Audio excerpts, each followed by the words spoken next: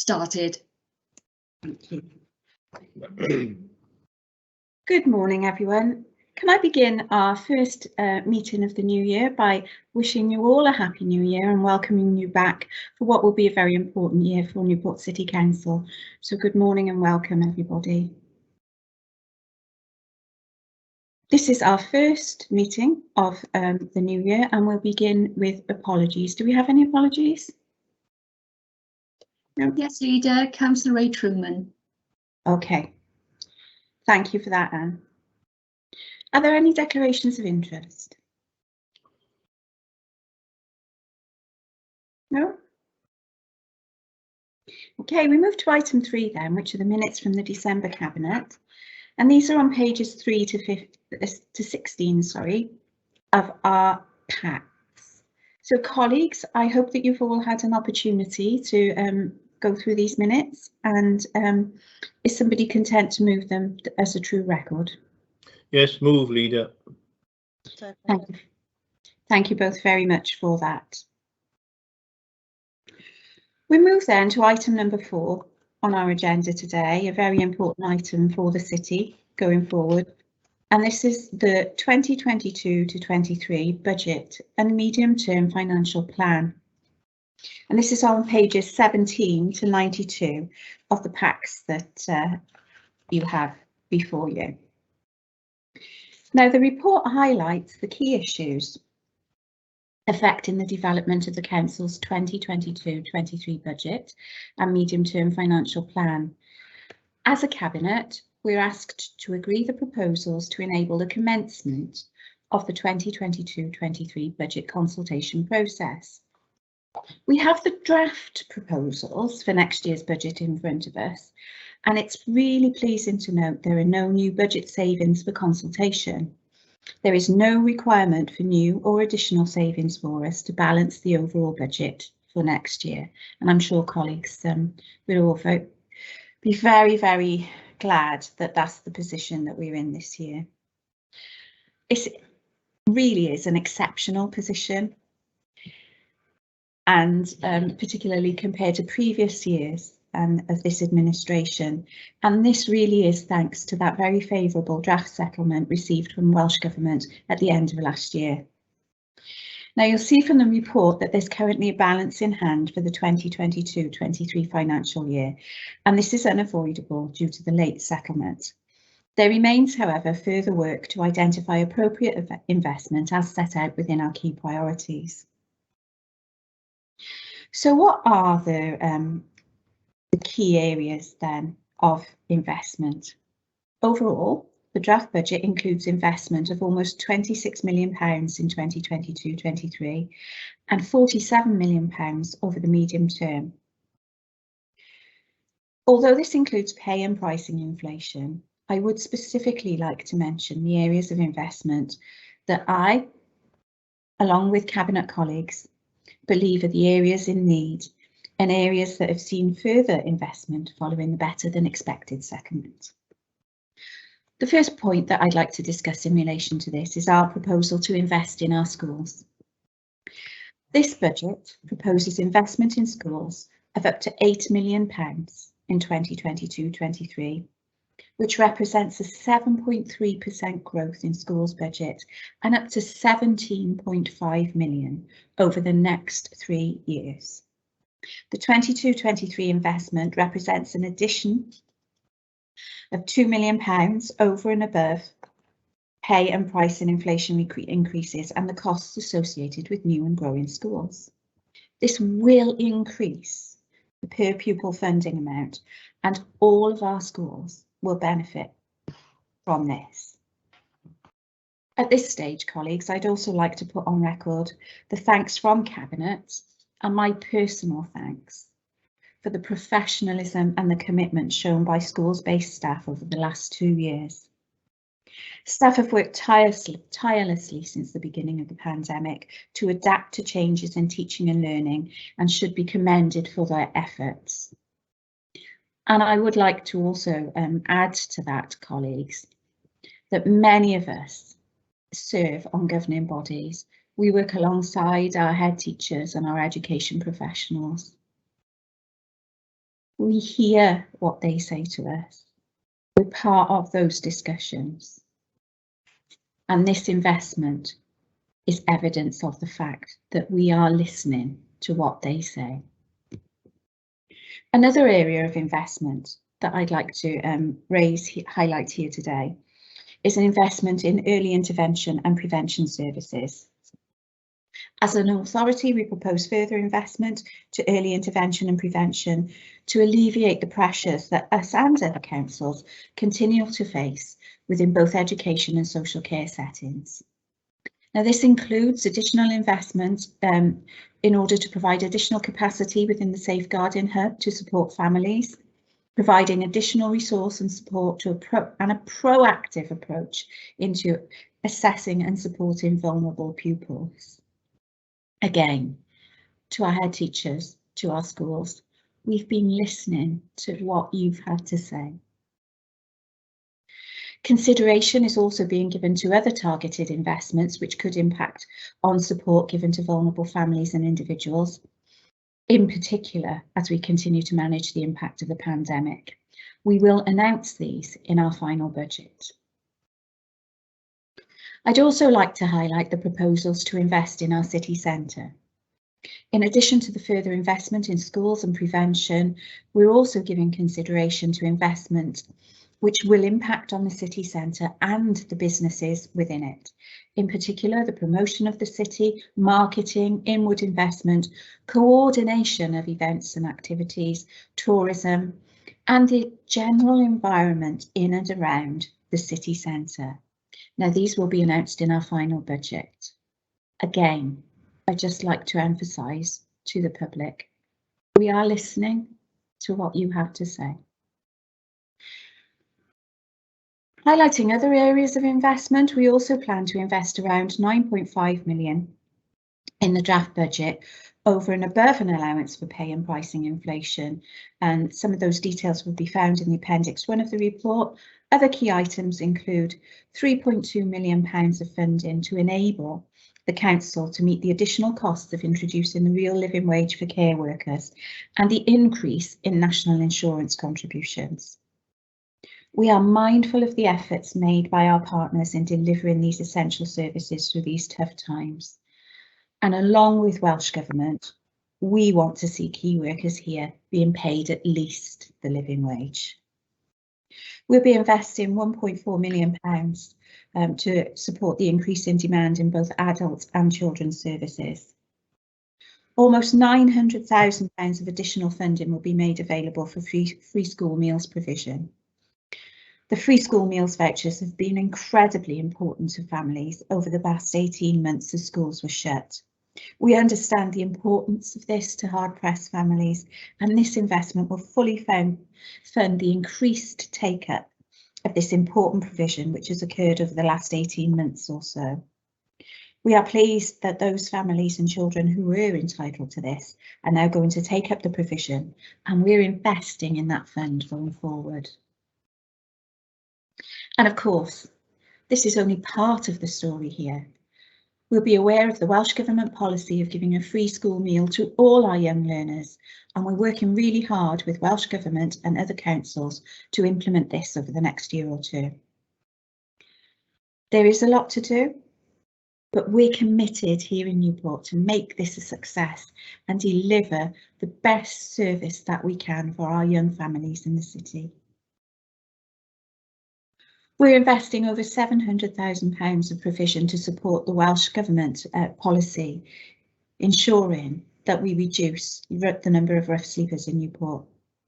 We've delivered a huge amount of support to rough sleepers and found accommodation for many individuals and families who've found themselves in difficult circumstances during this period.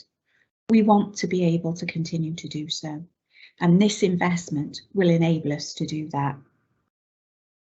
Now, further detailed investments will be agreed at the final budget in Cabinet's February meeting, where we will also consider the feedback from the consultation. We're particularly interested to hear the views on our three key priority areas of schools, early intervention and the city centre, as well as feedback on specific budget investments. In addition, as well as the ongoing investment in the revenue budget, which the final budget will confirm, the Cabinet will also identify one-off investment in these and other areas funded from this year's underspend. This will include provision for COVID risk in terms of the likely impact of the pandemic once the Welsh Government has brings to an end the hardship fund in March 2022, because we are very much aware that this too will require appropriate mitigation. Moving on then, colleagues, to council tax. A 3.7% council tax increase is proposed for consultation. And I'm sure, as everyone on this call will be aware, this is well below the current rate of inflation. This is a weekly increase of 59 pence to 79 pence for properties from bands A to C, which are the most common bands that we have here in Newport. We intend to spend the resources that the settlement gave us on providing much needed services and support to those who need it. And it is more crucial than ever that we continue to deal with the COVID pandemic. That same issue is also giving rise to a lot of risk, including financial risk. And we are mindful of this too when we're considering council tax. Yes, the settlement received has allowed us to invest and increase funding in key services, and we'll be announcing far more in our final budget. But we must not forget that council tax is an important factor in that too. Newport continues to have one of the lowest tax rates in Wales, and indeed across the whole of the UK. That position has been the case throughout our administration, even though the tax has had to be increased. It has and continues to increase across most councils. And of course, we are mindful of the financial pressures families are under, and which could worsen after April, given the Tory UK government increase in taxes. Therefore, we will look at responses to this proposed draft increase very, very closely, and we will consider it again as we finalise our budget next month. Now, colleagues, before I open to questions and comments on this particular item, I would like to give my most heartfelt thanks to our finance team, who have worked so very, very hard to produce this budget for us within the time frames required, particularly within the challenge of the context of the very late settlement announcement from Welsh Government. So thank you to the finance team for all of the work that you've done on this, enabling us to make this draft budget available to the citizens of Newport for consultation at this time. So at this stage then, I'll just move and open to comments and questions. Councillor Davis, would you like to come in? Thank you, Leader. Can I please support you first in the comments that you've made regarding the hard work and professionalism that we've seen in our schools? I personally am enormously grateful for our schools and their outstanding approach to ensuring that our children in our schools are kept safe. We need to be minded that the hardship grant finishes at the end of March, and we remain uncertain of the ongoing impact and the legacy of COVID might have on our children. But one thing that we do already know is that our children have suffered, and we have not yet seen the full cataclysmic impact that COVID has had on them in relation to behaviour and development. Social isolation, along with deprivation, already means that we are seeing children struggling in ways that we have not seen previously when they are starting school. And this is not going to go away, with deprivation being an increasing issue, with many of our communities struggling with the rising cost of living and the impact of Brexit taking its toll. Schools have become and are being identified by parents as being the hub of the community where resolution and solution for problems can be found. Already many of our schools are not only ensuring that our children are kept safe and are learning, but are making sure that they are fed and clothed at home. What happens in the community is spilling over into school life. Therefore, I'm mindful of the additional pressure on our schools and recommend the additional investment in roles that focus on supporting challenging people's behaviour and additional support requirements. The need for the additional £883,000 for uplift and increase in funding for free school meals reflects the increasing rise in applications and evidences the increase in poverty and deprivation that we're seeing across our city. £1.2 million provides support for our pupils with additional learning needs, where it's recognised as increasing demand in our schools. Almost £3 million has been identified in provision where staff pay increases for our non-teaching staff still needs to be resolved, and that will become to resolution as we move forward. And of course, provision needs to be made where there's increasing demand on schools with increasing number of children. With people moving into Newport, so we need to be aware that additional provision needs to be made. So therefore, the additionality of £8 million into the education budget is welcomed. It's very clear that this settlement does need to be considered and agreed. Thank you, Leader. Thank you very much for that, Councillor Davis. I completely support your comments there. Thank you. Councillor Cochrane, would you like to come in? Yeah, thank you, Leader. It's very interesting what Councillor Deb Davis was saying there as well about the mental health issue with children really being in lockdown. The issue I want to raise, and I'm very pleased about it, obviously you raised the point about the 9.5 investment, and obviously you know this is something that I've been raising for quite a while on the safeguarding hub, and to see that extra finance going in there now, I think we've joined the circle now, because we've got health in there, we've got 2 police officers, one is a sergeant, now we'll have someone from education in there. I think really we're going to be up there with the best then in that safeguarding hub. We can't legislate for any eventualities, clearly, but it won't be through a lack of resources that we put into the hub. So I'm really pleased with that, and I know that I know officers have been, and we've been talking for quite a while on how could we get round this settlement have allowed us to do that now, and I'm very pleased about that. And maybe when we're on a better footing, and it's I wonder whether you'd like to come in and have a look at the hub and how it all operates when sort of COVID has gone and passed, if it ever does. But once it's an easier route through, maybe you could join me and we go and have a look at the hub and how it operates. Thank you very much for your comments there, Councillor Cochrane. I'd be delighted to join you. I mean, this plays such an important role, doesn't it, in terms of the early intervention and prevention work that we do as a local authority, and it really is critical to supporting our children and families going forward. So I'd be delighted, and again, very proud to invest in services that support our people here in Newport. Absolutely. So thank you very much for that. Are there any further comments? I can't see anybody's hand up in the chat box. Aha. Councillor Hughes. Thank you, Leader. If I could, before I start, Councillor Leader, if I could just pass on our sympathies to the family of Peter Clark in Monmouth, who sadly passed away this week. I appreciate he was a councillor in Monmouth, but he was a long-serving councillor at Killian Comprehensive, so we just pass on our sympathies to the family on behalf of Newport City Council.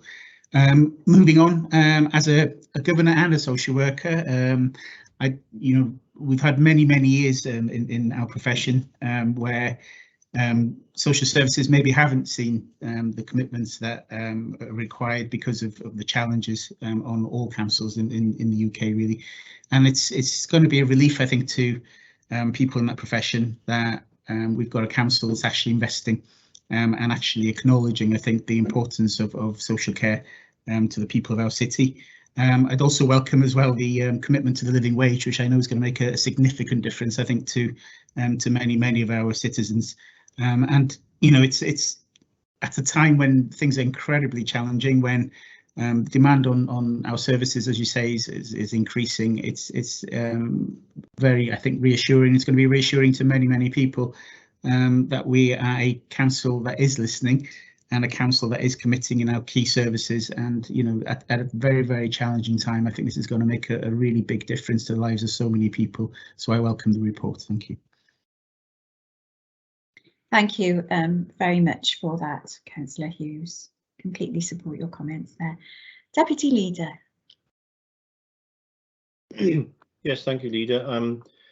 Just a few words, early intervention and prevention services, and we talk about education and the months and months of schooling that our children have missed.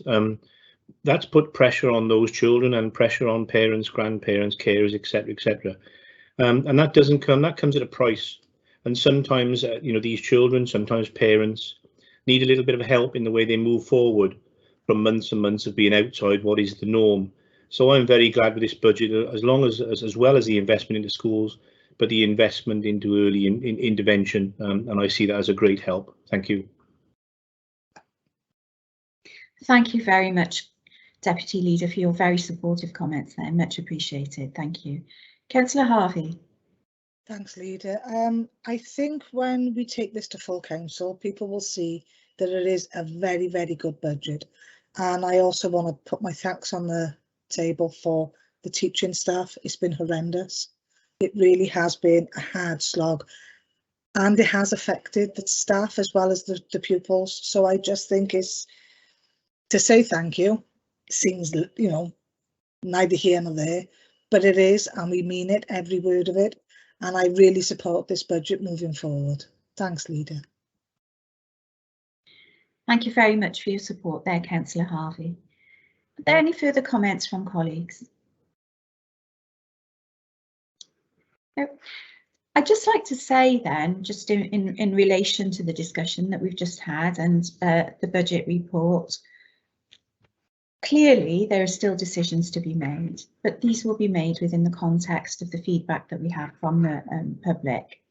And I'd really like to emphasise as well that as an authority, we're taking every opportunity that we can to support people. So you will see, for example, in the list of fees and charges, there is no proposed increase in fees for taxi licensing. We understand how difficult it is for many of the people who work in that industry.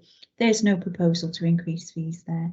There's no proposal to increase fees and charges in terms of the licenses that are required for chairs and tables outside of venues. We understand the challenges that hospitality venues have experienced during this time.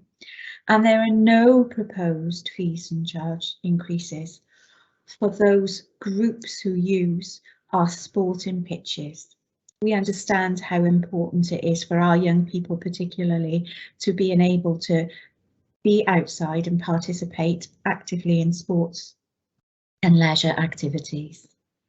It's a really challenging time for us all, and as the cost of living increases really start to put pressure on families, we want to make sure that our children and young people particularly are still able to use these facilities. There is no increase in fees and charges in relation to that either. So, colleagues, in summary, this is a budget that we're presenting. It's a draft budget for consultation. There are still decisions to be made around this, but the principles remain the same. And these are based around the support that we will be showing for our families, our people, and our place. The proposal, colleagues, is that the Cabinet agrees to a council tax increase of 3.7%. And as I mentioned previously, this is a weekly increase of between 59 and 79 pence for properties in band A to C. These are our most common bands in Newport. That we agree the draft proposals for proposed fees and charges in Appendix 4. That we agree the budget investments set out in Appendix 1. That we agree the budget investment provision in schools of up to 8,003,000, noting that this will fully fund the planned assumption on teachers' pay at 4% from September 2022, plus the cost of new and expanding school provision, as noted in paragraphs 311 to 318. In addition to the agreement to those, we were also asked to note the position on developing a balanced budget for 2022-23, the medium-term financial projections, the need to prioritise the development of a strategic change programme to develop long-term sustainable financial footing for services, and the need to undertake further work to review and manage the financial impacts of some of the key risks, such as COVID-related costs and income losses. So is somebody content to move this? Happy to move that, Leader. Thank you. Yeah, second. Thank you very much. Are all colleagues content with that report? Yes. Yes, Leader. Yeah.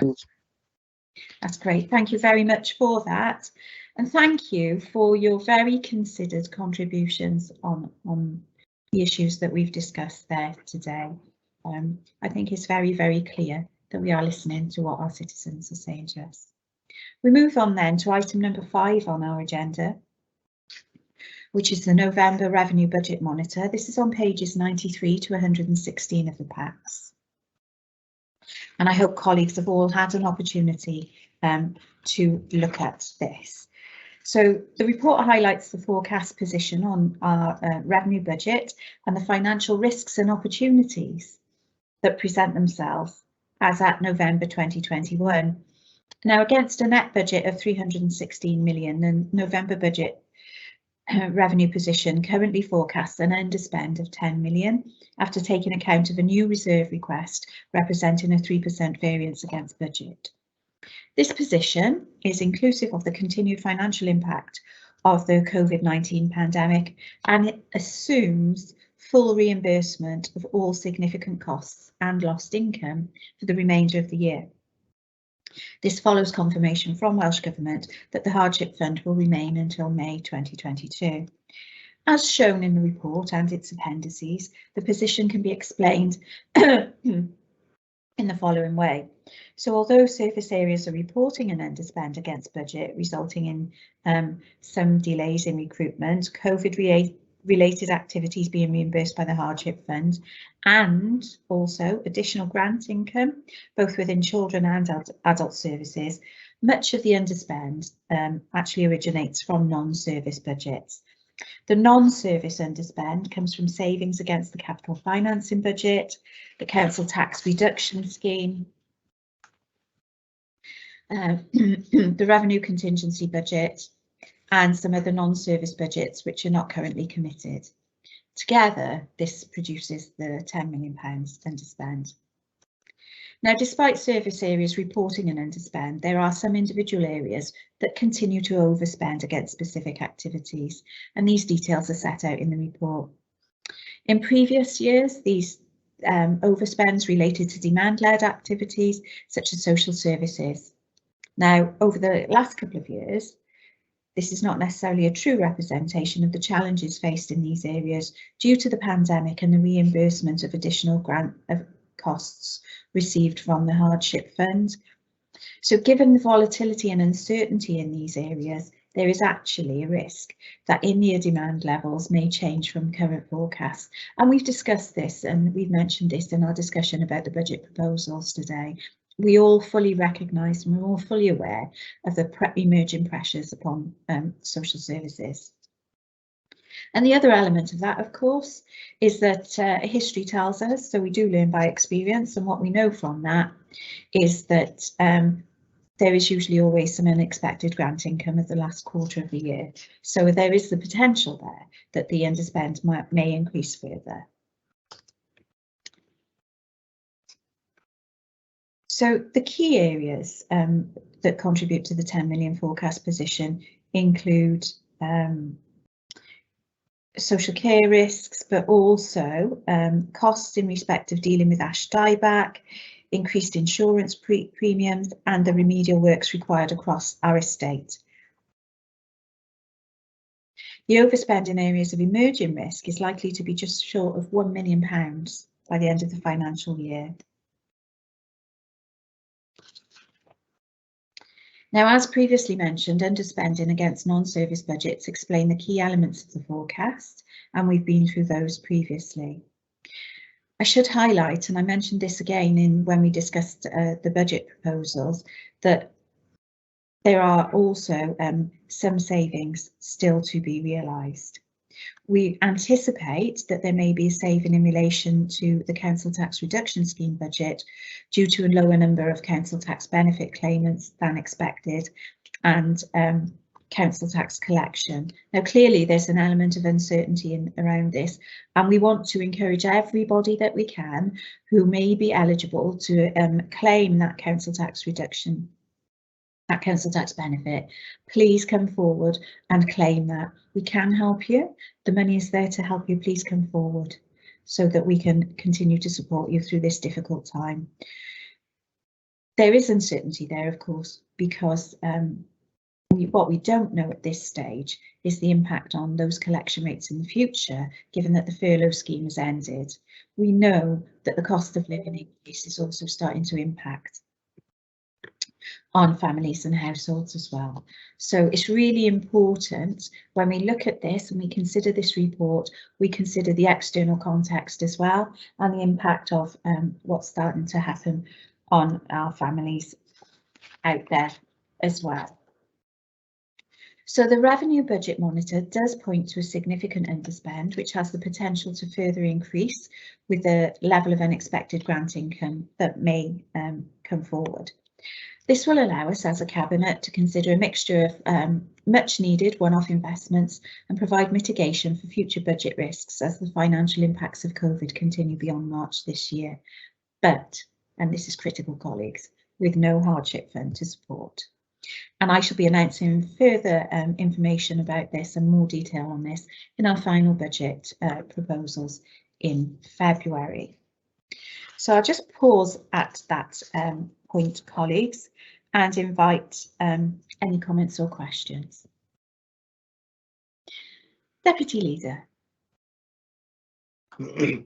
Yes, thank you, Leader. I just wanted to draw the attention to bullet point 218 in regards to increased costs of ash dieback, you know, which is thus far touching $500,000. People will have seen the massive alteration of Cullion Road and the removal of the trees there, which is usually done by specialist companies using specialist equipment, which does cost a lot of money with road closures, etc. This will only continue. Newport has a large percentage of ash trees as opposed to other parts of Wales, so we can only see this cost increasing, but it is a safety issue. These trees can come down, can be a risk to life in some cases, so we have to move swiftly and remove them. Thank you. Thank you very much for highlighting that, Deputy Leader, and it does indeed remain an issue across the whole of the city, and I certainly recognise the impact that it's having on our landscape as well. So thank you very much for highlighting what that means. Councillor Cochrane, would you like to come in?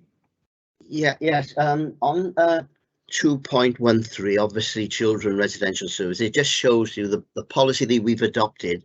There's a saving there straight away. Now, it's not about saving, as you've rightly said on many occasions, it's what's good for the children, bringing them back home. So I'd just like to mention that, how that savings, and I think over the last, I think I asked Sally to do a survey on what we have saved, and it's about £2 million over the last 3 to 4 years on residential placements. So on a financial side, that sounds a bit harsh, but really there is a massive saving in what we're doing there.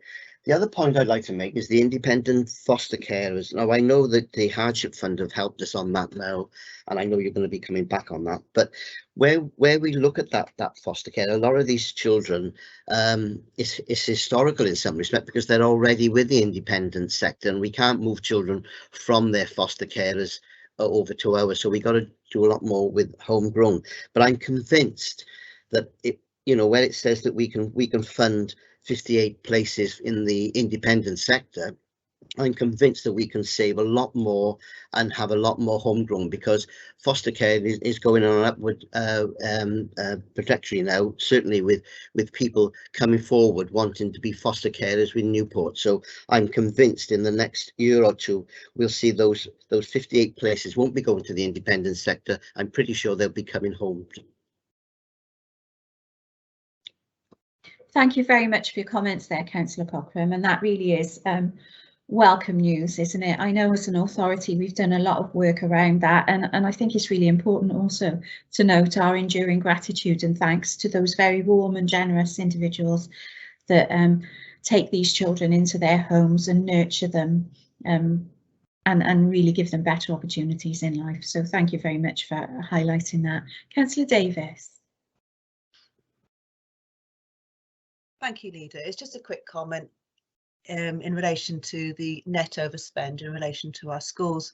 I think going back to our proposed budget and the proposed 8 million increase that we want to give to our schools, much of that money will go to investing in additional support for children with additional learning needs. And currently, a lot of that overspend that we are seeing in the schools is actually already on that investment on those children with additional needs, which absolutely has to be spent at this current time. And I think by that proposed increase that we are talking about in our budget will actually help to address some of that net overspend that we're seeing currently at this point in time. So I'd hope that this time next year we won't be seeing those same issues. Thank you, Leader. Thanks very much for that, Councillor Davis. Thank you. Any further comments from Cabinet colleagues? Okay then, colleagues, we are asked to note the overall budget forecast position and for an underspend position to exist at the end of the financial year. Approve the creation of a £563,000 special reserve from this year's underspend to support increased demand on adult learning disability budgets. Note and ask the Chief Executive and Directors team to implement currently undelivered savings as soon as is practically possible and appropriate to do so. Note the continued financial challenges experienced by certain demand-led services, and of course the need for robust financial management. Note the risks identified throughout the report and in the Head of Finance's comments, particularly in relation to future years. Note the forecast movement in reserves and note the improved overall position in schools. Colleagues content to with this and happy to agree the report. Yes, Leader, thank you. Agree. Agree. Thank you. Thank you very, very much for that, and thank you there again for your really helpful and constructive comments there. We'll move to item number 6 on our agenda today then, and this is our capital programme monitoring and additions November 2021 report. And you can find this on pages 117 to 140 of your packs. And I hope that you've all had an opportunity to look at this and to consider this. So the report highlights the changes to the capital programme since we last considered capital monitoring as at September 2021. It captures the movements and forecasts up to the end of November 2021. And in September, the reported capital programme budget was at 65.99 million. And this report seeks to add in new schemes totalling an additional 4.84 million. And these are predominantly grant related. So there are some amendments as well in the programme, most notably the return of some grant funding, which was really related to proposals for the A467 improvements, which won't be progressed during the current financial year. We've also identified a further £9.81 million of slippage in relation to some schemes that are progressing at a slower rate financially than originally anticipated. And I think this reflects really the impact of the pandemic as well. We know that there's been both disruption and interruption. So disruption to our to supply chains, disruption to the workforce, and this has interrupted the flow of our schemes, of some of our schemes. And this is something that's experienced universally in the context of the global pandemic. So when added to the September budget, the revised capital programme budget now totals 57.53 million. And this report requests that as members, we endorse the revised budget and particularly note the additions and amendments. So the focus of the monitoring, of course, colleagues, is primarily upon the current year, 2021-22. However, the capital programme, of course, recognises that larger schemes will have expenditure that crosses the financial years, particularly in Newport, as we've developed a 5-year programme. So the presentation of multi-year tables 224-25 in the report does suggest and indicate that some of these schemes have been extended in order to ensure that they're delivered, but that's mainly recognition, of course, of the 21st Century Schools programme and the City Deal commitments that extend beyond that. So everyone's had an opportunity to look at this, and I think what's really key in terms of capital budget monitoring is that we are still investing significantly within our capital programme. What we've said previously, certainly when we've looked at this and we've considered this, is that going forward we recognise that there is likely to be limited internal headroom in terms of borrowing, and we've discussed this at length when we've looked at our treasury management strategies. However, we will continue to monitor this closely as we go forward. Now I'm going to pause at this point, colleagues, and invite any contributions from colleagues in relation to this particular item. So would anybody like to speak to this?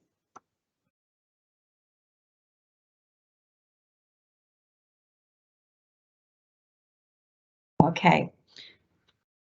We're asked then, colleagues, to agree the proposals for capital projects. Oh, Councillor Cochrane, sorry, there seems to be a slight delay there in the indication. Would you like to come in? Yeah. Sorry, Leader. I pressed the wrong button, so I was late anyway. It wasn't to do with the electronics here. I don't want to be pedantic on it, but if you look at the Rosedale Annex building works, that we put a capital bid in for that through our own spend to save, and we had funding then from the intermediate care fund, but it wasn't funded by health. I just want to make, so I don't want to think that health has financed that. It was through the regional partnership board, which is a joint board, as you're aware, with health, private sector and the voluntary sector. It's not just health that is funding the Rosedale annexes, it's the regional partnership board, which is a group of all of us. Thank you for highlighting that, Councillor Cochrane, and I'm sure that officer colleagues will note that for future reference and ensure that appropriate reference is made to the Regional Partnership Board in reports going forward. So thank you very much for highlighting that. So, colleagues, the report asks us then to approve the additions and amendments to the capital programme, and these are set out in Appendix A, to approve the slippage or reprofiling of £9,811,000 into future years, and to note the update on the remaining capital resources up to and including 2022-23, and also to note the capital expenditure forecast position as at November 2021. The colleagues content to approve this report. Yes, Yes. Okay, thank you all very much for your contribution there. Sticking with finance, but in a particularly interesting way, we move on then to item number 7 on our agenda today, which is the adoption of the Welsh National TOMS, Themes, Outcomes and Measures framework for measuring social value. And this is on pages 141 to 162 of your packs. And I do hope, colleagues, that you've all had an opportunity to go through this report in detail. So in November 2020, the National TOMS Framework for Wales was launched on behalf of the Welsh Local Government Association, supported by the National Social Value Task Force Wales. The TOMS for social value is a measurement framework and practical toolkit that allows for an unlocking of social value across its integration into procurement and project management across the whole of council. The Welsh TOMS framework is designed around 7 themes, and these themes are the 7 wellbeing goals of the Wellbeing of Future Generations Act 2015. It has 35 outcomes and 93 measures. The themes are the overarching strategic themes that an organisation is looking to pursue. The outcomes are the objectives or goals that an organisation is looking to achieve that will contribute to these themes. And the measures can be used to assess whether these outcomes have actually been achieved. For the TOMS framework, these are action-based and represent activities that a supplier, a service provider and contractor could complete to support a particular desired outcome.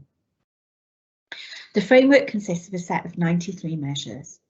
A range of these measures will be selected according to the nature of the procurement to be included in a council's tender process in order for tendering suppliers to respond against these measures and inform the council how it can add this social value to the contract. The tenderer's response is then scored and the evaluation of this social value element is then factored into the full evaluation of their tender bid. The principal benefits of the TOMS framework are associated with a consistent reporting standard for social value. So it provides a consistent approach to measuring and reporting social value. It's flexible, it's adaptable and bespoke. So, and this is fundamental, I would suggest, in order to demonstrate that the methodology can be successful. It allows for continuous improvement to be embedded. It provides a robust, transparent and defensible solution for assessing and awarding tenders and allows organisations to compare their own performance by sector and industry benchmarks and understand what good looks like. It's based on non-financial performance but allows monetary value to be reported. And it reduces the uncertainty surrounding social value measurement for businesses, allowing them to make informed decisions based on robust quantitative assessments and hence embed social value into their corporate strategies. It's the intention that the Welsh National TOMS framework will be adopted as an overarching framework and toolkit to be used in an appropriate and proportionate manner within procurement activity, initially for contracts above £75,000 in value. This application value is similar to other local authorities and is also matched to our contract standing orders, open tendering procedure, which is applicable to the same £75,000 value, and so therefore is quite well aligned in this respect. The TOMS framework is an effective and efficient mechanism in measuring, recording and monitoring social value and community benefits. And it's proposed that the TOMS framework is adopted and incorporated in appropriate council procurement processes and procedures moving forward. This really is a groundbreaking moment for us as a local authority in terms of adopting the TOMS framework. Because what it means is it means that we are fully recognising the importance of social value to community wealth building, and we are committing to ensuring that all of those contractors that respond to our tenders start to recognise this as well.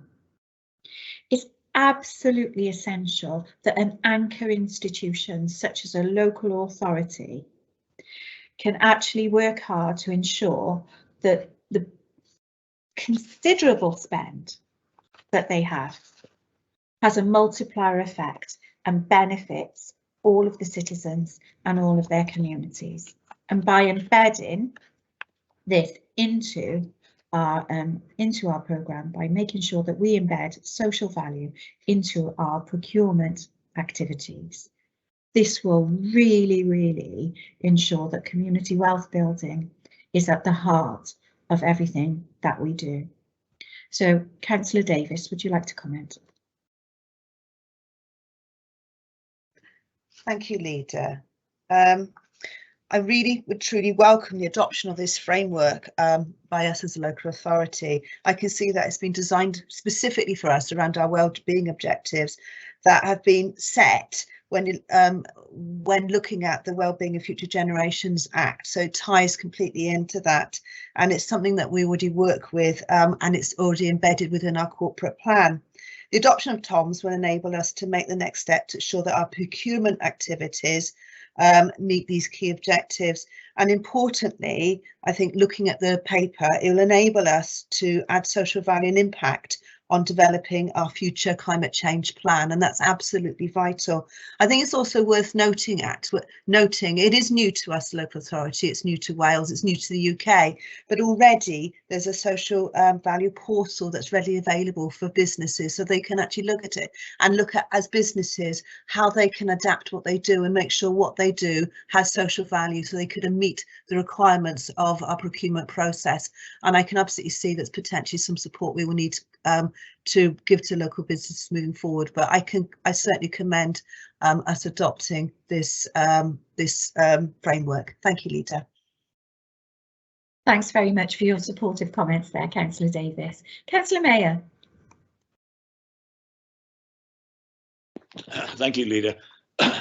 Everything that you said, I agree with entirely. Obviously, we are very strong on all the elements in this. But what I like about this is that it is very much more focused and will allow us to embed the socioeconomic, the Wales Wellbeing for Future Generations Act and so on. I constantly raise the issue of how we have so many different parameters, they all overlap, and it must be a nightmare for officers when they putting together the reports and making decisions in order to relate to these things. I think this, for me, the good thing about this is it focuses all these things. It's something I've been calling for from the Welsh Assembly, actually, is to try to bring together all the different strands, because they're all fantastic initiatives. But what I don't want is for people to have to look at like 15 different documents in order to try to make one decision. And I think this is going to be, apart from the external issues that you've raised about procurement and so on, and people bidding for contracts, I think internally it's going to be, it's something that I welcome, and it's going to help us a lot, I think. Thank you very much, Councillor Mayor, for your supportive comments there. Councillor Hughes. Thank you, Leader. Well, I think it's a great move forward for the council, to be honest, and I think the adoption has so many positive advantages and implications, as well as considering the social economic disadvantage when we are procuring goods and services. But I'd also like to highlight as well the significant positive impact it'll have on the Welsh language situation in the city. And I think as well, and also the climate change plan as well, I think that's worth pointing out. As we know, emissions from procurement are estimated to be 67% of our overall emissions. And the adoption of this allows us to put climate change and our carbon reduction plans at the heart of the procurement system. And I expect it to have a really significant impact on the carbon footprint of the council. So I think it's really, really good news for the city. And thank you. Thank you very much, Councillor Hughes, for your support there. And yes, it really is important, isn't it? Going forward, it's an important step for us as an authority, definitely. Any further comments or from our cabinet members on that particular item? So therefore then, colleagues, just to take you back to the recommendations. In that report, we're being asked to approve the adoption of the Welsh National TOMS as the approved Newport City Council overarching framework for social value measurement. Are members content to approve the report? More than happy with that, Leader. Thank you. I approve. Good. Thank you. Thank you, colleagues. Thank you very much for that. We move now then to item number 8 on our agenda today, which is the mid-year performance analysis for 2021-22. And this is available on pages 163 to 178 of your packs. I hope you've had an opportunity to consider the detail of this. So this is our mid-year performance analysis in the delivery of our service plans for the first 6 months of the financial year. And many of us will have actually attended scrutiny and discussed the performance with our colleagues as well. So we're being asked to consider the contents of the report, noting where we are succeeding as a council in delivering against our plans and where we can also improve. The report also includes the feedback and recommendations from the council's scrutiny committees.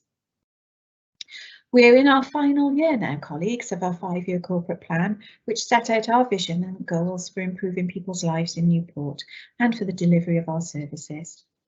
To support the corporate plan, our 8 service areas have developed service plans which outline how they will contribute towards achieving the council's wellbeing objectives and improve the delivery of our services. Now, since this plan was developed, the focus of the council in the last 2 years has been to protect our services and some of our most vulnerable residents and businesses in the city during this pandemic. However, despite these challenges, services have been responding and adapting to meet these new demands and additional pressures. So the report presented to us today provides an overview of the progress being made across council's projects, service areas, objectives and actions, and our performance measures. Overall, despite the challenges being faced by services, the council continues to make good progress against the objectives set out in the service plans. At the mid-year point of this financial year, 47 out of 61 projects were reporting a green status, meaning that they were on track to deliver within scope, time and budget. There's only one project that is reporting a red status, with 13 projects reporting an amber status. Now, where these projects are reporting amber or red, the council's officers are taking all necessary actions to ensure that their performance improves. In terms of the service area actions and the performance measures, we can see that across our 8 service areas, 69% of actions were reporting green, with only 2% reporting red. 63% of our measures reported a green status, meaning that they're on track and or succeeding against their target. 15 out of 76 reported an amber status, which means that they are behind on meeting their target and work is underway to ensure that we move towards them, as I've already mentioned. I would highlight, colleagues, that where measures and actions are not meeting their target, the council's senior officer group are taking necessary actions to improve their performance and to closely monitor these measures to ensure that improvements are made. The report also highlights some of the achievements and notable developments in the delivery of our corporate plan. So I'd just like to pause at this point, colleagues, and just like to invite any comments that relate to the performance of service areas in relation to your portfolio responsibilities. Councillor Davis. Thank you, Leader. I obviously need to comment on education. I first of all want to highlight one of the key issues for schools has been attendance. Now, attendance has been one of our key drivers, but in since the pandemic, we've taken a very supportive approach towards attendance. It's not just to get children back into learning, but it's a valuable safeguarding tool. It's vital that we know our children are safe, and I praise the work that schools are undertaking to ensure that our schools and our children, we're actually getting our children to schools at the moment, despite the pandemic that we're seeing. So I really need to praise and recognise that what has been undertaken. There's one key red area in education at the moment. There's a relation to the ALN provision, the ALN Act. Unfortunately, we aren't able to progress currently in the full provision and implementation of that because we're still waiting for guidance from Welsh Government. So it's a situation that's out of our hand. However, some of the funding needs that we have identified, as we've already mentioned in our budget, proposed budget, some of those issues we will be addressing. So thank you, Leader. Thanks. Thanks very much for highlighting that, Councillor Davis.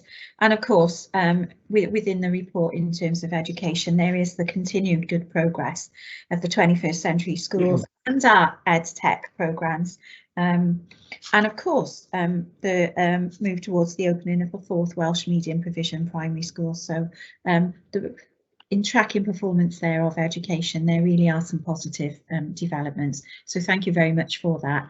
Deputy Leader. Yes, thank you, Leader. Again, page 164 from City Services point of view, and with the pandemic and the issues and the problems that we face on a daily basis with staff shortages, collecting our refuse and waste, we still continue to perform very well on recycling targets, and one of the best cities in the UK, and I would say one of the leaders in the world. But I would take this advantage, obviously I would, to look at the installation of the Devon Place Footbridge over the Christmas period, which was completed many hours ahead of schedule. But thanks to all the staff and all those on the ground there on Christmas Day, Christmas Eve, Boxing Day, who gave up their Christmas to install that bridge. Very well done, and thank you very much. Thank you for that, Deputy Leader. Can I just say excellent performance in relation to the installation of the Devon Place Footbridge, and can I commend the service area actually on that lovely video that's been made as well of the installation, so that members of the public can see all the work that went into that. Absolutely excellent. So really positive work there from City Services. Thank you very much for that. Thank you, Leader. Councillor Cochrane. Yes, thank you, Leader. Obviously, when you look at the overall performance throughout the council, it's actually it's a welcome report. There's no question about that. My issue I have with it, to be perfectly honest, though, and I don't know whether officers can even come forward and advise me on it, because if you look at Appendix 1, even the project there with the additional learning needs, that are something obvious in education, that's 80%, but they're still waiting for guidance from Welsh Government. It's the same with children's services on a corporate parenting. How can we be in a red action when we're waiting for Welsh Government to come forward on that? Because if you listen to most people on the corporate parenting committee, they think it's one of the best committees on the council. You know, we got foster carers, we got children on there. You know, we've embraced everybody on that, and yet we're in a red there waiting for guidance for. And I could go on all those in Appendix 1 where it's out of our control, yet we're in red, and I just find that very frustrating. Thank you for that, Councillor Cochrane. And I think it's really important, isn't it, to highlight that whilst we can put the service plans in place and we can try to progress these areas of activity, there are sometimes factors beyond our control that actually delay this. Just considering your comments there, I think it's also important for us all to know, we've talked about the impact of the pandemic here and the impact on service delivery, and this has been a feature, hasn't it? But it's also, I think, important to recognise that the pandemic's also impacted upon Welsh Government as well, and so there may well be delays in them issuing guidance to local authorities and other public sector bodies, whilst their resources are redirected to dealing with the pandemic as well. Yeah, I'm afraid that's become a feature, hasn't it, of contemporary working life. So thank you for highlighting that. And also, I have to say, Councillor Cochrane, thank you so much for all of the great work that you're doing with our social services. I was absolutely delighted with the really positive feedback that Children's Services received from Care Inspectorate Wales on the delivery of its services, and the work that is ongoing within the service, particularly in terms of supporting kinship carers and supporting unaccompanied asylum-seeking children to settle in Newport is just absolutely outstanding. So I really welcome this performance report on our services. And of course, it would be remiss of me at this stage not to give my huge thanks and our thanks as a cabinet to all of those colleagues, particularly in adult services, who are working so hard in order to ensure that continued support is there for our residents. So thank you to them as well. Councillor Harvey. Thanks, Leader. When you consider we have been 2 months shy of 2 years now working from home, COVID restrictions, you can't go here, you can't go there, unless of course it's a cheese party. You know, you can do that. Cheese and wine, that's acceptable. But when you look, out of all of these actions, 220 are listed as green, 6 red actions. That for me is phenomenal, given how our teams have had to change and adapt and work with what's been thrown at them on a daily basis, because they haven't had 2 days the same. So for me, I think this report is very well put together, and I'm absolutely over the moon with the way that our staff have come forward, and we keep throwing things at them left, right and centre, and it's okay, yeah, fine, we'll rise to it. And by God, they've risen to it, and they have done an astounding job in the most difficult of times. Thanks, Leader. Absolutely. And thank you very much for your comments there, Councillor Harvey. That's something that we can all support, isn't it, very strongly. So thank you for that acknowledgement there for our officers. Councillor Hughes. Thank you, Leader. Just if I could, it'd be remiss of me not to, if I could just acknowledge the progress and the work done by all the staff in our environmental teams in dealing with the carbon reduction, the biodiversity teams, the green spaces, and everybody working in environments, really, that despite the real hard challenges they faced, especially in working with the communities during COVID, that the city has made significant progress in those areas, which is now, you know, as we've said before, being recognised not just in the city but also nationally, you know. And I just just like to highlight the exceptional work that those staff are doing in, like I said, very challenging times. Absolutely, Councillor Hughes, fully supportive of those comments there. Right, you are absolutely right to do that. Councillor Mayor. Yes, thank you, Lee. I think most of has been said, so I don't need to add to the positive things on here. But you know how important I think scrutiny is of the council services. I've been an advocate of it for all the time that I've been a councillor. We can only improve if we know, you know, where the problems are, where the red areas are, so that we can concentrate our resources on that. But in, you know, I think we're doing a really, really good job.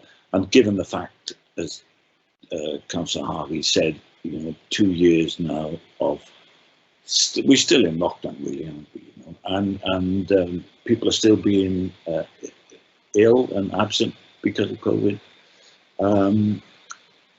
We're doing a fantastic job.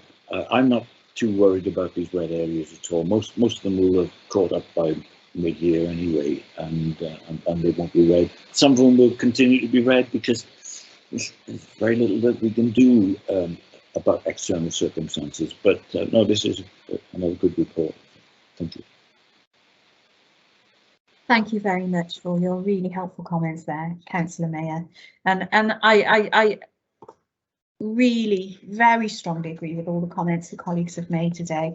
If you read through this report, I mean, there are so many positive examples of the great work that's been done across the authority, and the ongoing work as well. I particularly like to highlight the outstanding work that's been done by our neighbourhood hubs, and also by our housing and homelessness teams, working closely with our partners to support the most vulnerable out there. So just considering this and thinking about this, I'd really like to also thank our scrutiny colleagues for their considerations of the performance reports and for their constructive questioning of officers and executive members in relation to this. We, as you say, Councillor Mayor, we really welcome their feedback. It's really important to us, and it's important that we all continue to work together to improve services across the city. So overall then, we can see from this report that Newport City Council and its services are progressing well against objectives in spite of the many and varied challenges that we faced. But what this also demonstrates, and I think is really important, is that there is still work to be done in order to support services and communities to recover and rebuild now and into the future. As Cabinet members, we're all responsible for the oversight and delivery of these service plans, and where good progress is being made, that it's really important that we recognise and celebrate the work being undertaken by the service areas and their staff. And I would hope, colleagues, that our officers listening to our discussions today can really see evidence of that. Likewise, however, we must also take responsibility and ensure where there is underperformance that the necessary actions are implemented in order to address that. So colleagues, thank you very much for your contribution today. We've been asked to consider the contents of the report and note the performance of our service areas. Are colleagues content to agree this report? Absolutely. Yes. Yes.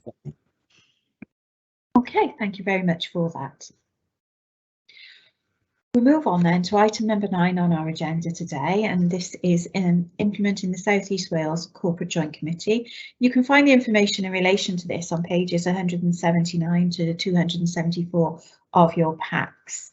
And I do hope that you've all had an opportunity to read through this. It's quite a considerable amount of information for colleagues. So just for awareness then, it's a common report. It's based on a background note that's been prepared by the Director of the Cardiff Capital Region City Deal. And this report is being presented to all of the 10 local authorities that form the South East Wales Corporate Joint Committee in order to provide an update on the implementation process in order to ensure that we meet the statutory requirements of the Local Government and Elections Wales Act 2021. So the report sets out an interim governance and delivery model pending the resolution of a number of outstanding financial issues and the transfer of functions to the Corporate Joint Committee. Now, this will involve a twin track approach to comply with the minimum legal requirements to formally establish the CJC by the statutory deadline of the 31st of January, but then to continue with existing City Deal joint working arrangements until those outstanding issues that I referred to have been resolved. So neither the Cabinet nor the Council are being asked to take any further decisions at the present time. This report is simply for information purposes, and the Cabinet are being asked to note the current position regarding the implementation plan and the interim governance arrangements. The formation and the operation of the Corporate Joint Committee is prescribed by legislation and regulations, while the interim delivery and governance arrangements are in accordance with our existing CCR joint working agreement, which has been previously agreed by our Council. Now, colleagues will be aware that the 2021 Act required all local authorities in Wales to establish corporate joint committees to discharge certain regeneration, economic development and transport functions at a regional level.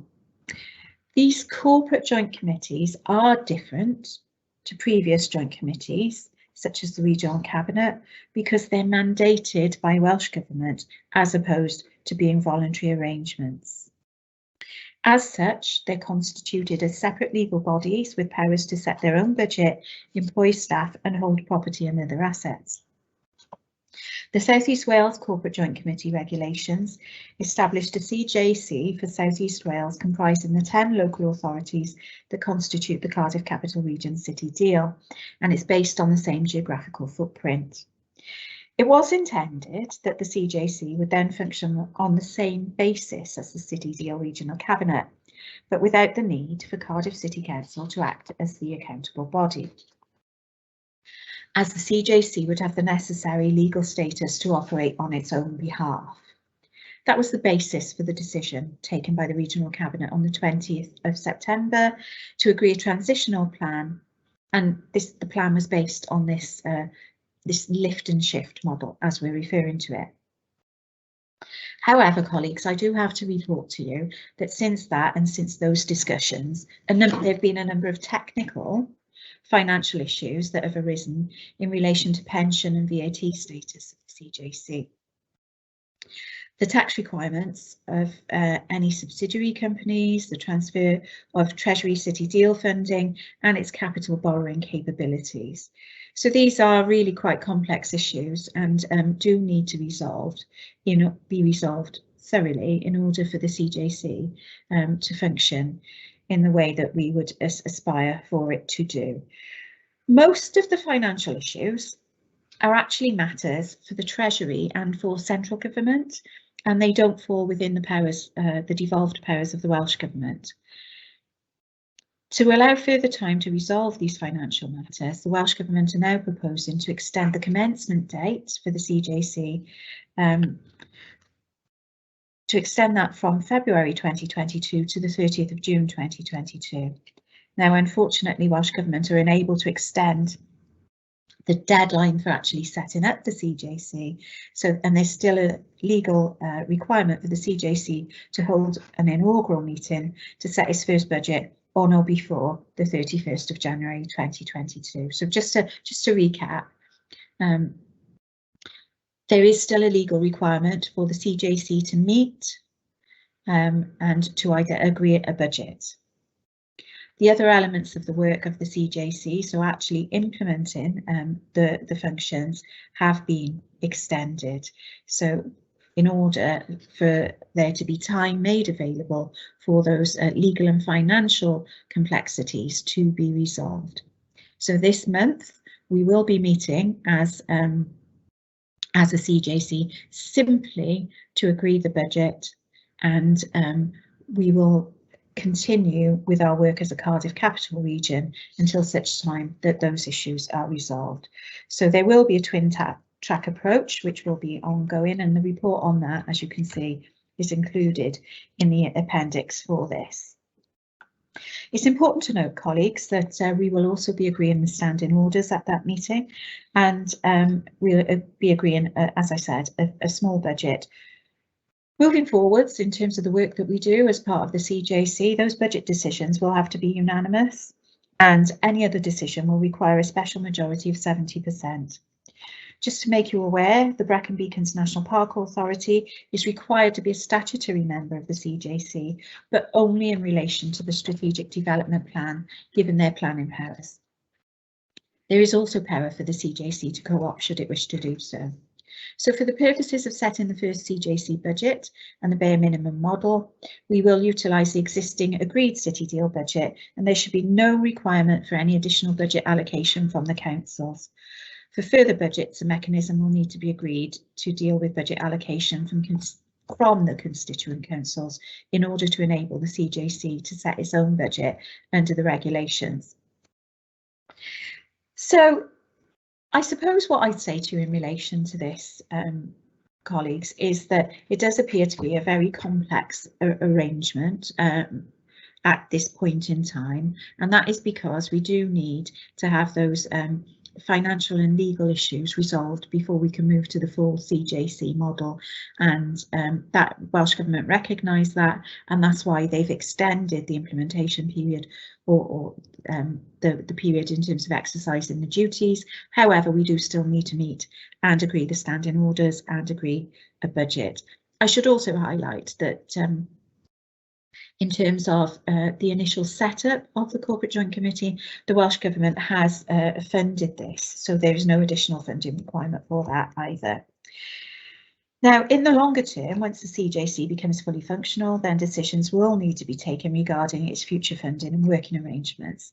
But for the time being, Cabinet is simply being asked to note the current position and the interim arrangements for the continuation of the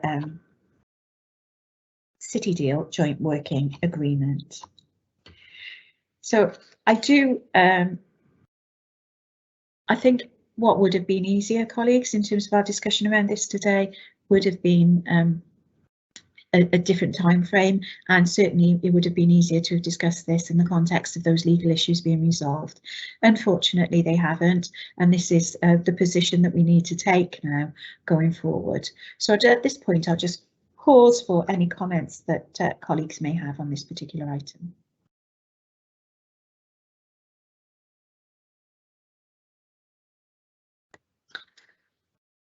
Councillor Davis. It's just a very quick comment. Thank you for explaining a very complex and difficult paper. I think your explanation really, if anyone's listening in, I think it's extremely helpful. Thank you, Leader. Greatly appreciated.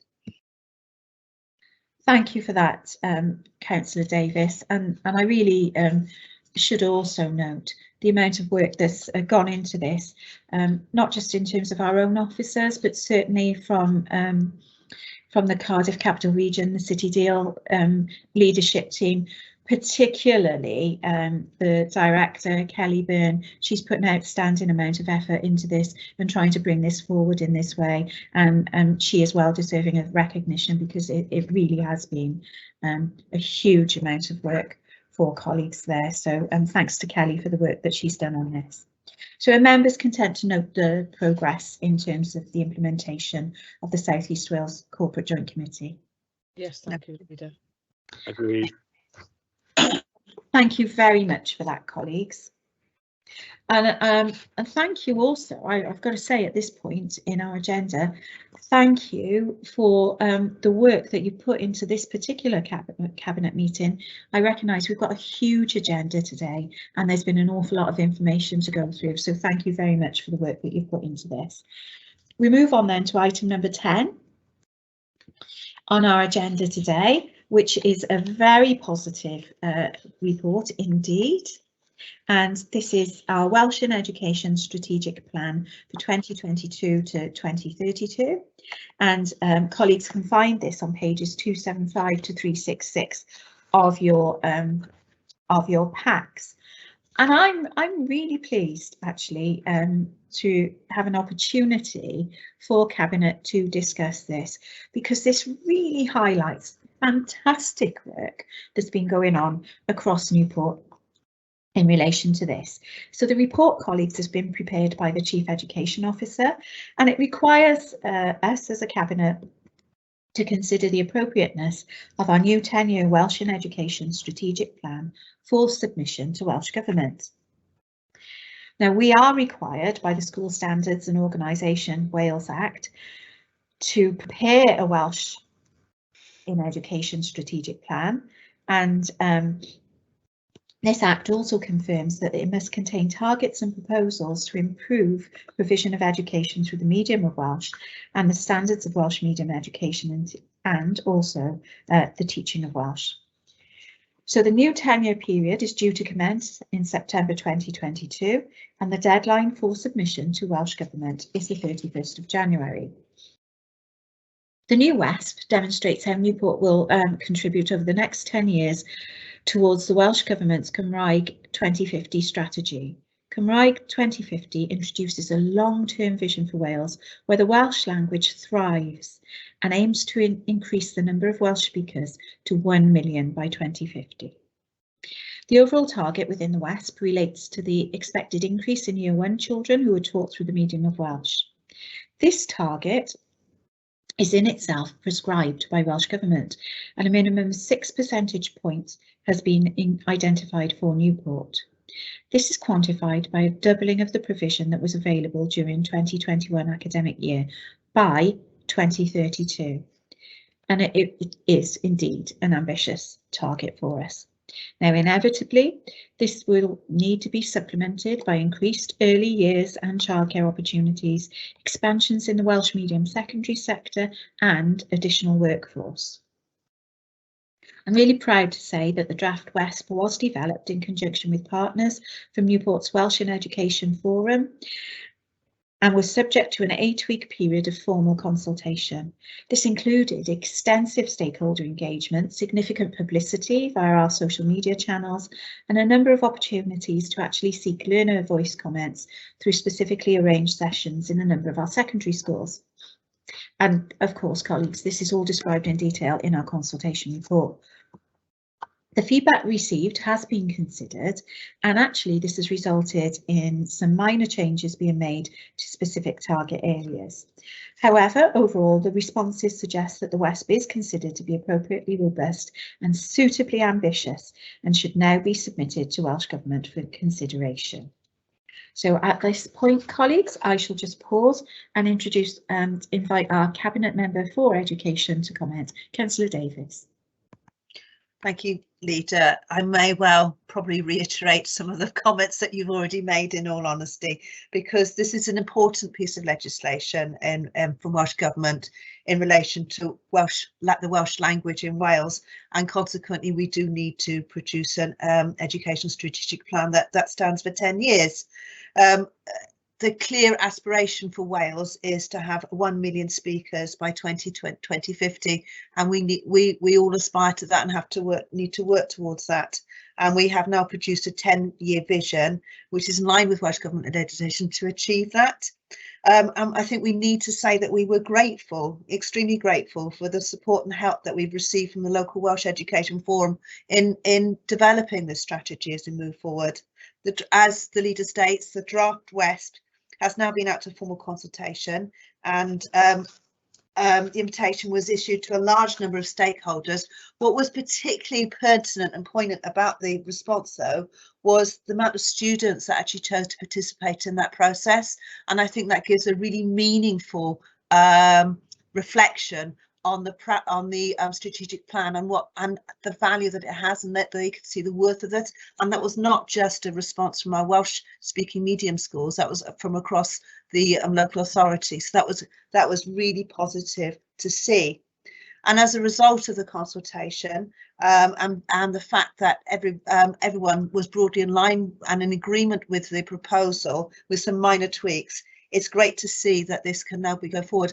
Another positive as well that needs to be stated is that the Welsh Language Commissioner has stated that our strategic document was excellent with a level of detail to specific points, and he welcomed this, and that is set to lead to bench leading practice, and it's really good to see that we're leading on this as we move forward. And I think it's good to see that we can now recommend this document to be taken to Welsh Government for approval. So thank you, Leader. Thank you. Thank you very much for your really supportive comments there, Councillor Davies. I think also it's really important, isn't it, to reflect the distance travelled with this and the huge amount of effort that the team has put into this in partnership with all of our stakeholders to develop this really robust strategic plan. So thanks, sincere thanks for that. Councillor Hughes. Thanks, Leader. I guess you're expecting me to come in on this one as one of the Welsh speakers in the city. I'm agreeing with everything, and honestly, when I read the report, I was genuinely thankful, to be honest. I just think of the journey the city's come on. I remember back when 14 years ago, when I first when I had my boy, I was struggling to find Welsh provision in the city for Tom, and we're in a position now where, you know, we've got many more Welsh schools. We've got a fantastic sort of offer.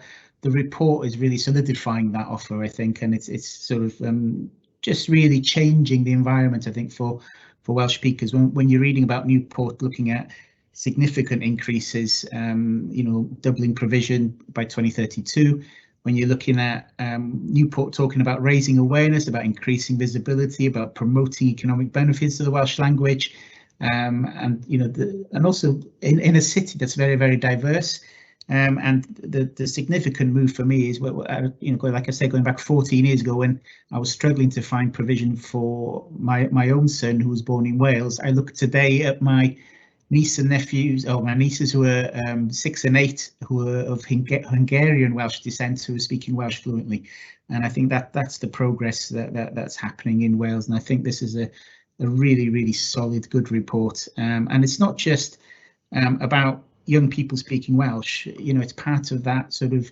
move to improve the entire linguistic sort of offer we've got in our city, and these young people don't just go on to learn Welsh, they go on to learn other languages, and I think it's just a really exceptional and really sort of good day for Newport in relation to Welsh language. Thank you. Absolutely, and I think I really welcome your comments there, Councillor Hughes, but particularly, and I like our officers to consider this as well.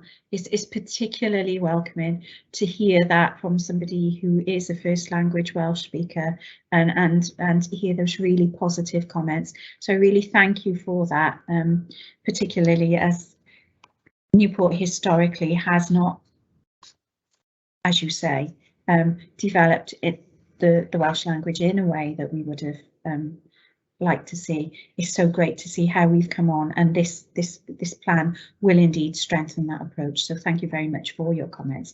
We really do value them. Thank you.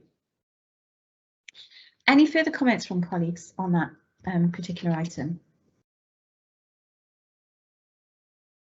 So colleagues, we're being asked to agree to the submission of Newport's 10-year Welsh and Education Strategic Plan to Welsh Government for approval and for subsequent anticipated implementation from September 2022. Are colleagues content to agree to the submission of this plan to Welsh Government? Thank you for that, Leader. Yeah. I'm happy with that. Okay, that's great. Thank you. Thanks to the team for all the work that they've done on that. We move then to item number 11 on our agenda today, the post-Brexit update, and this is on pages 367 to 374 of our packs. Colleagues, you will be aware that in relation to this particular issue, we have asked for this to be a standing item on our agenda for Cabinet because it is so very, very important, and we are now starting to see the impact of this across the city. So you will recall that we've been receiving these regular updates on the post-EU transition arrangements since we left the EU on the 31st of December 2020. Now it's been a year, or just over a year rather, until this happened, and throughout the year we have and we continue to see widespread impacts, not only from leaving the EU, but also due to the global impacts of COVID, as economies, as we referred to previously, have seen increased demands and supplies have been disrupted. So the cost of living for households in Newport and Wales have been increasing throughout the year, and we all know that wages are struggling to meet these additional costs. For our low-income households, these increases will have the biggest impact, with energy prices expected to increase further in 2022. Now, as reported in our COVID recovery report, the council and other not-for-profit organisations can offer households financial support during this difficult time, as well as offers to provide debt advice, training and employment opportunities. And we have, as a local authority, we've been working to ensure that we have swift administration of the Welsh Government additional fuel payment for those eligible households who can claim that. We are supporting people through our communities, and we are trying to address the issues around food poverty that are emerging in relation to this. And you will recall, colleagues, at our last Cabinet, we agreed an increase in funding for our food banks across the city of £100,000 because we recognise the serious situation that is starting to emerge here. Now, we also know, when we're considering the impact of Brexit, that the cost and supply of goods and materials also continues to impact on services and projects that are delivered by us. Our construction projects have been impacted by this, and also the delivery of other services, such as disabled facilities grants, are also seeing increases in costs because of this. So, just to really emphasise, it is now that we are starting to experience the impact of Brexit, and it is hitting our families and our communities really hard across the whole of the city. It's also impacting on our service delivery.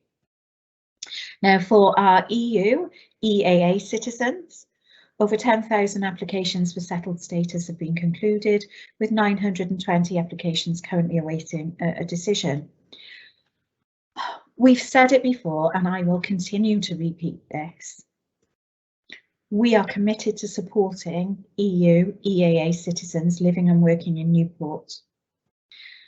You all have a part to play in making Newport a great city to live and work in, and you make a fantastic contribution to our communities. We welcome you, and we want you here. We welcome that contribution.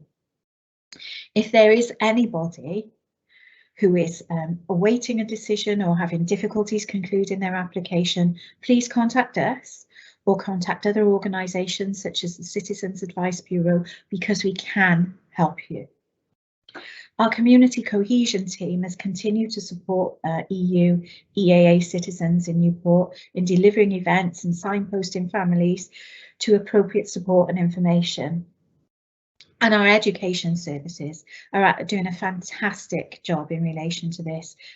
Just to highlight that education services alongside Mainsley Primary School have also been supporting our Roma community, improving residents' knowledge and understanding of the Roma community, their history and their traditions. And I think when in mentioning the brilliant work that's going on there, I really need to highlight the fantastic partnership work that's been done with those children by Opera Sonic here in Newport. Absolutely fantastic work, and thank you Opera Sonic for the work that you do there with our schools and our communities. We're continuing to see an increase in the number of EU and non-EU nationals needing support from council services because they do not have any recourse to public funds. This is a really serious situation that is starting to emerge here, and our Hardship Solutions Group are coordinating the effort by the council and not-for-profit services to support those people who are impacted, and the teams are really working hard to try and prevent the exploitation of any of those who may be affected by this. I'll pause at this point, colleagues, just to invite any thoughts or comments from Cabinet members on this particular update.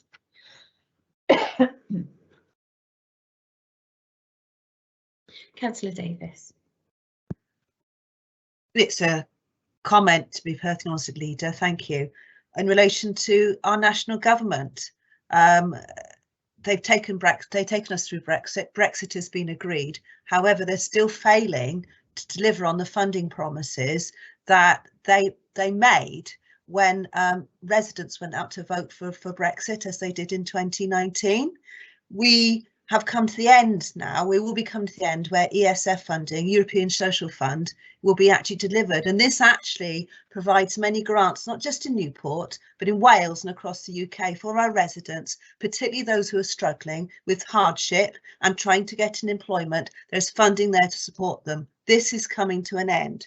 What is supposed to be in place and supposed to be recommended and being led by Michael Gove is what's known as the Shared Prosperity Fund. It's part of the Levelling Up agenda. This is not so far appeared. There is silence from our national government. Our local authority, Newport, Wales, the UK needs to have that information, and this is a demand. It's not a plea. This needs to be action needs to be taken from above to ensure that we can deliver as a local authority and support our residents in the best way that we can. Thank you, Leader. Thank you very much for that, Councillor Davis. Councillor Cochrane. Yeah, it's similar to what Councillor Davis. It's a comment really. It's obviously we're seeing, and I totally agree with everything you said, and I think where we're having an issue clearly in the health sector and the social services sector with EU and non-EU nationals, whereas we can't fill some of the places. Certain our residential homes now, private and our in-house, we have vacancies.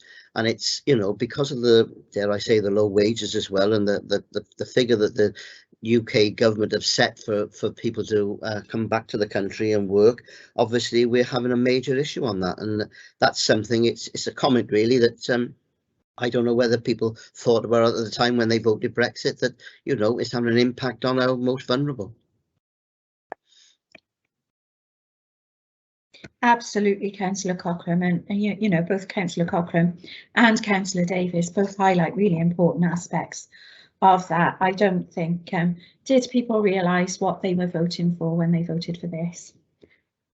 I doubt it very much. So, colleagues, are you content to agree the update report? Agree. Yeah. Yeah. Okay, thank you very much for that. And we move on to the next item on our agenda, item number 12, and this is the Newport City Council COVID-19 Response and Recovery Update. Information on this is provided on pages 375 to 390 of your packs. Once again, colleagues, as you'll note, the purpose of this report is to provide an update on the Council's response to the COVID pandemic and the City's recovery, ensuring residents and businesses comply with the current restrictions and the progress being made with the Council's strategic aims and corporate plan. So I'm very conscious, colleagues, that as we're discussing this here today, our First Minister will be making an announcement shortly after we conclude this meeting on the Welsh Government review of the current restrictions. So we'll move swiftly on with this. As you're aware, the last month has seen the Omicron variant become the dominant strain across both Newport and Wales, and the number of positive cases for the variant has significantly increased across Wales over the last 2 weeks, which has also had an impact on our council services. However, we are starting to see positive signs, very positive indications of those cases starting to reduce somewhat. Now, as a response to some of those challenges, as you know, Welsh Government took Wales into Alert Level 2 and reintroduced several restrictions in order to address this. Now, the report outlines some of this, and we can have some discussion around this. But again, as I've mentioned, it is important to note the First Minister will be making an announcement shortly after this meeting, and we should be mindful of that. So throughout this period then, the Civil Contingencies team and Cabinet members have been receiving regular reports on what is happening in relation to this across our communities.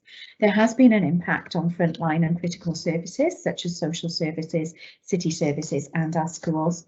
And as you're aware, colleagues, there are contingency measures already in place across our council services and our schools to manage this.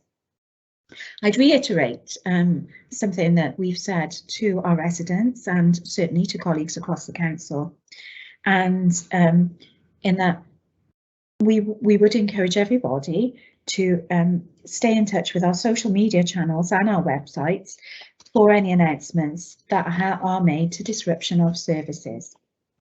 So it's really important that people try and engage with that.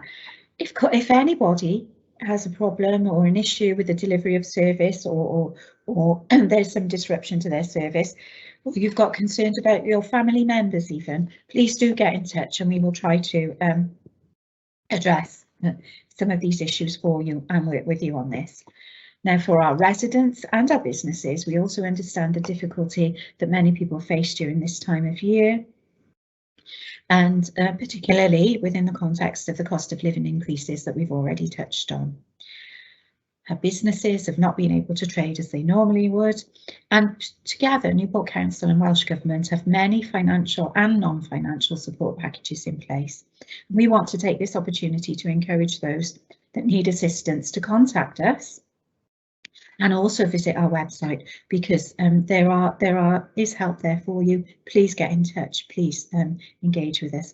And as I mentioned previously, last month this Cabinet agreed to provide an additional £100,000 towards supporting the city's food banks and charities, and this will certainly help the food banks to manage that increase in demand for their services as they help households to try and improve their circumstances.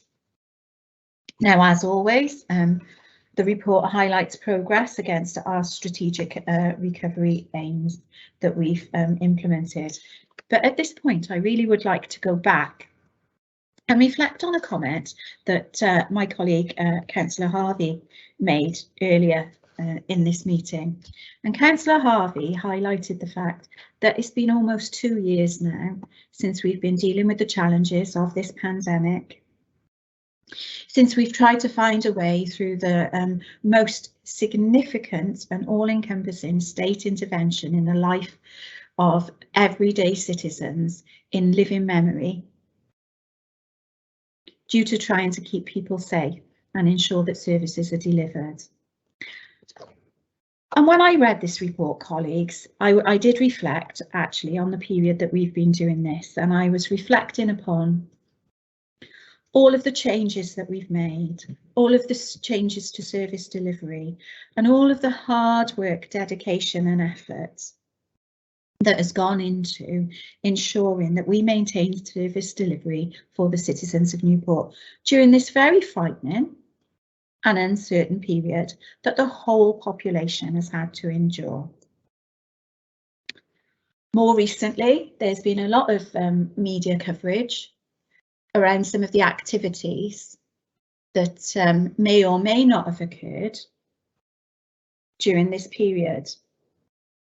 I reflected back on that myself, colleagues, and I reflected as to where I was on the 20th of May 2020.